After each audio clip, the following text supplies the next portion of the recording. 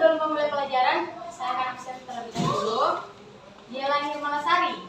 Hadir Bu Yusnianti. Hadir Bu Rizkia Johar. Hadir Bu Mulia. Hadir Bu. Irmawati. Hadir Bu. Nita Talia. Hadir Bu. Nuruniati. Hadir Bu.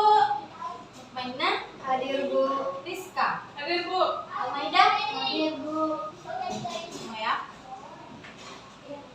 Sebelum mulai pelajaran, silakan tulis standar kompetensi 1.1.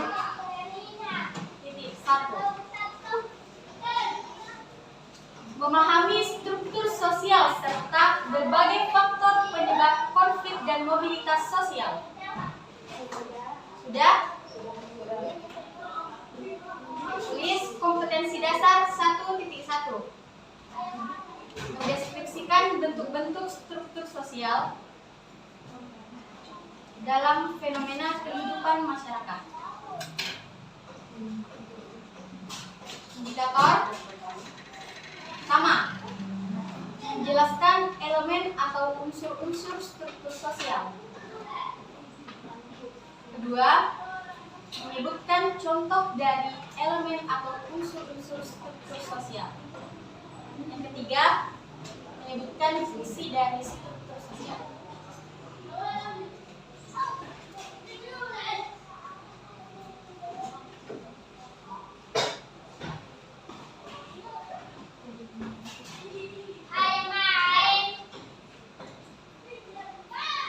Jadi sudah ada yang pernah belajar tentang struktur sosial?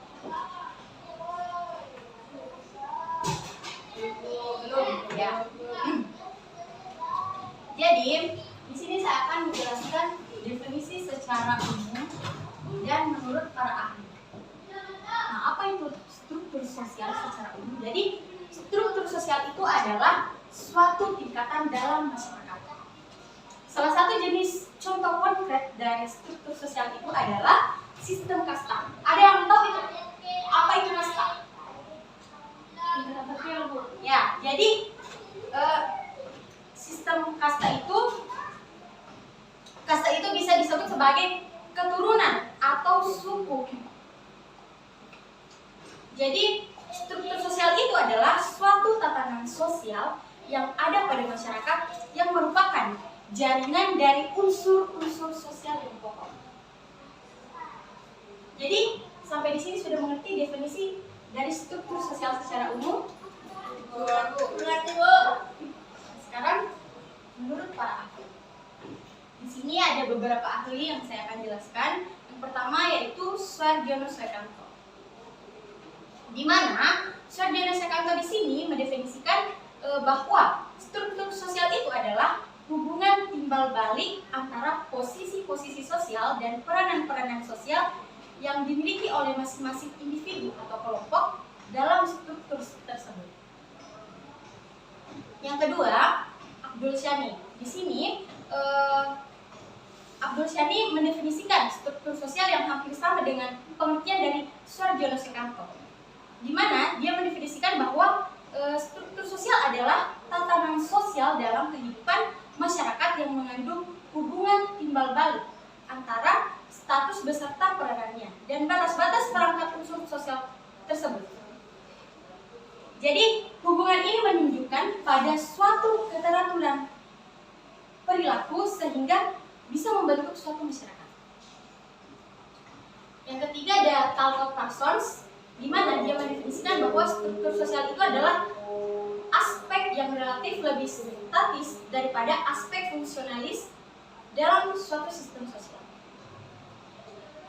Selanjutnya ada James, di mana dia mendefinisikan bahwa struktur sosial itu adalah pola khas suatu kelompok seperti hubungan antar individu dengan kelompok dan antar kelompok.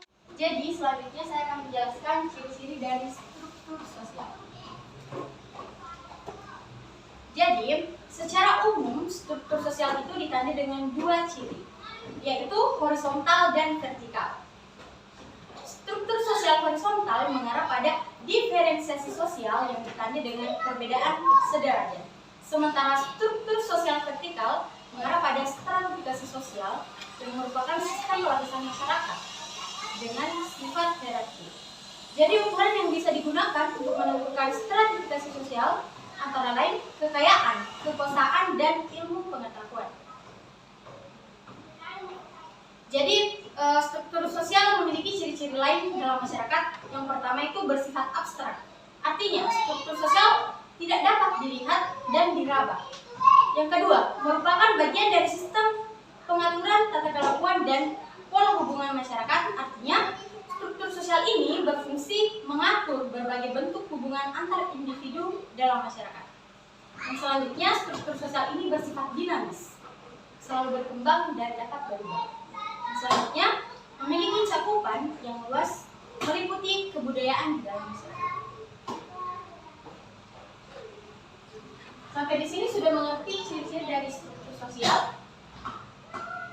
Sudah?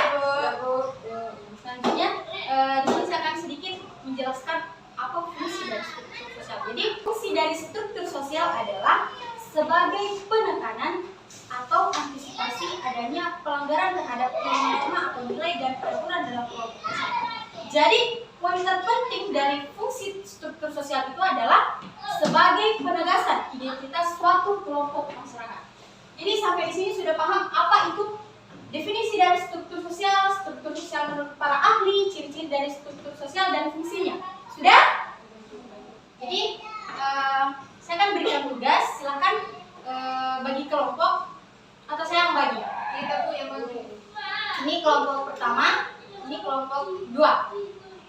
Jadi tugasnya adalah silakan kelompok pertama mencari contoh dari struktur sosial yang bersifat abstrak. Mengerti? Jadi untuk kelompok 2 silakan cari ciri-ciri dari struktur sosial yang bersifat dinamis. Mengerti? Sudah selesai? Kelompok 1 sudah, Bu. Ya silakan. Kelompok 2 aja semua. Ya silakan kelompok 1 dulu ya.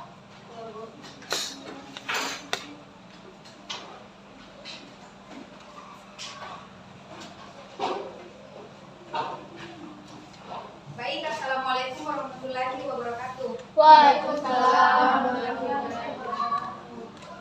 Kami dari kelompok 1 ingin mempresentasikan hasil diskusi kelompok kami, yaitu contoh struktur sosial yang bersifat abstrak. Abstrak yang artinya tidak bisa dilihat atau diraba. Adapun contoh yang kita ambil yaitu misal dalam suatu negara pasti terdapat struktur organisasi pemerintahan, entah itu struktur politik, ekonomi, dan budaya. Jika unsur-unsur tersebut digabungkan, maka akan terbentuk suatu kesatuan bangunan abstrak atau suatu masyarakat. Ya. Terima kasih. Silakan kelompok 2.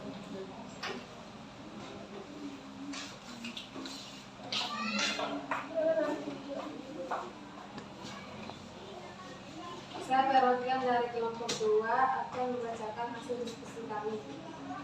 Contoh dari struktur sosial bersifat dinamis. Struktur sosial mempunyai karakteristik dinamis, yang artinya adalah struktur sosial dapat berubah atau berkembang sejalan dengan perkembangan masyarakat. Contohnya di era digital sekarang, muncul sistem nilai baru yang mengedepankan popularitas. Sekian dan terima kasih. Terima kasih.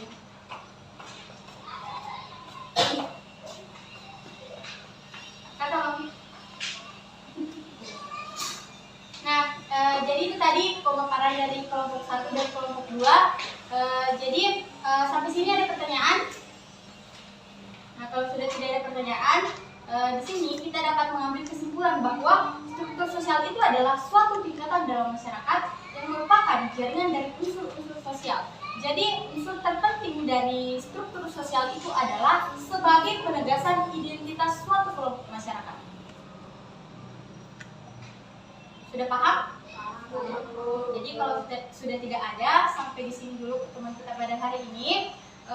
Apabila ada pertanyaan, silahkan tanyakan di luar mata pelajaran ini. Sampai sini dulu pertemuan kita pada hari ini. Assalamualaikum warahmatullahi wabarakatuh. Waalaikumsalam.